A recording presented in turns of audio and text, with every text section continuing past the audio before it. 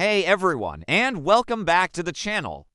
Today, we're diving deep into the currency markets, specifically looking at the US dollar versus the Canadian dollar, or USD-CAD. Things are getting pretty interesting for this pair, so let's break it down.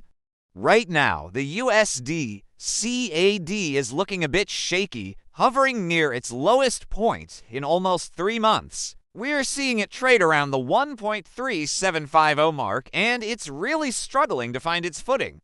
This pressure on the so-called loonie pair is mainly because the US dollar itself is having a tough time.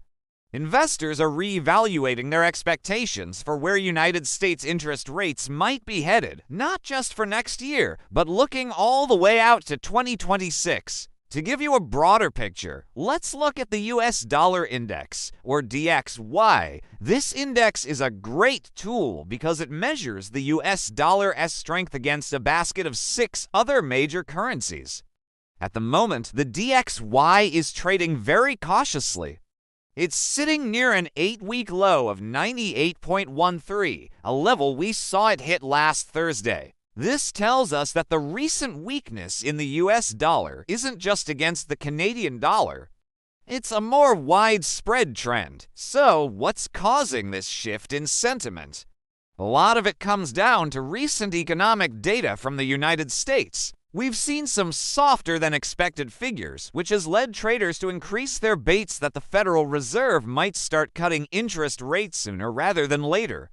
When the market anticipates lower interest rates, it generally makes holding that currency less attractive, which is why we're seeing the US dollar slide. Looking at the technical side for USD-CAD, the pair is currently in a bearish phase.